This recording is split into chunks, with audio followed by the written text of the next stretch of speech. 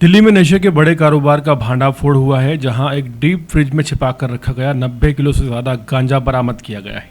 Delhi police की outer north जिले police ने राजधानी में चल रहे अंतर्राज्यीय गांजा तस्करी नेटवर्क का बड़ा खुलासा किया है। एंटी ऑटो थेफ्ट स्क्वाड की टीम ने बवाना इलाके में छापा मारा और 90 किलो से ज़्यादा गांजा बरामद किया है। पुलिस ने इस मामले में अब्दुल रहमान उर्फ बबलू को गिरफ्तार किया है, जो कि लंबे समय से दिल्ली में गांजा सप्लाई करने के धंधे में शामिल बताया जा रहा था। और ख़ास बात यह रही कि आरोपी ने पुलिस से बचने के लिए इतनी भारी मात्रा में गांजा घर के अंदर रखे डीप फ्रीज़र में छिपा कर रखा हुआ था।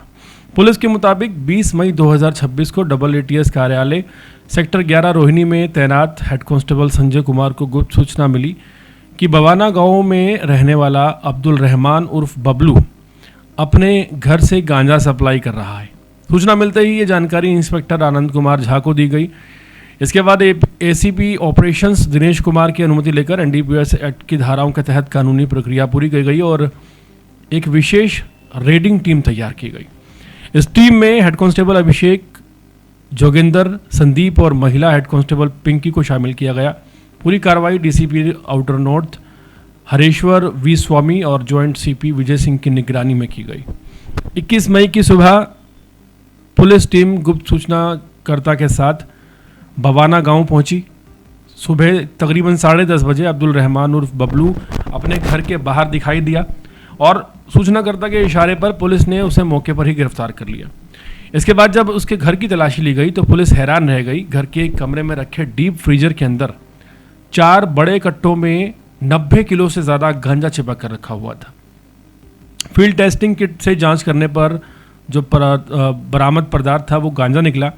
पुलिस ने वजन कराया तो मात्रा 90 किलो 225 ग्राम निकली। इसके बाद बवाना थाना में एक FIR दर्ज की गई। NDPS एक्ट की धारा 20-25 से मामला दर्ज किया गया और अब्दुल रहमान को गिरफ्तार कर लिया गया। पूछताछ में आरोपी ने कई बड़े खुलासे किए हैं।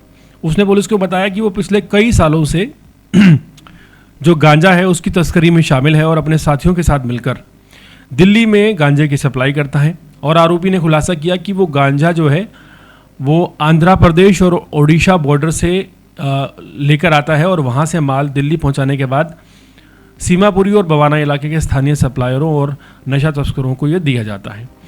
पुलिस जांच में ये भी सामने आया कि आरोपी पहले भी NDPS एक्ट के मामले में गिरफ्तार हो चुका है। उसके खिलाफ साल 2017 में ओडिशा के मलकानगिरी जिले में चित्तरकोंडा थाने में केस दर्ज हुआ था। अब पुलिस इस पूरे नेटवर्क के बाकी सदस्यों की तलाश में जुटी है।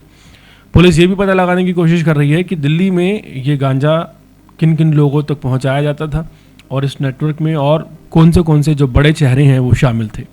शुरुआती जांच में ये मामला बड़े अंतर्राज्यीय ड्रग सिंडिकेट से जुड़ा हुआ माना जा रहा है, क्योंकि 90 किलोग्राम गांजा मिलना बहुत बड़ी बात है और ये दिल्ली पुलिस की एक बड़ी कामयाबी है।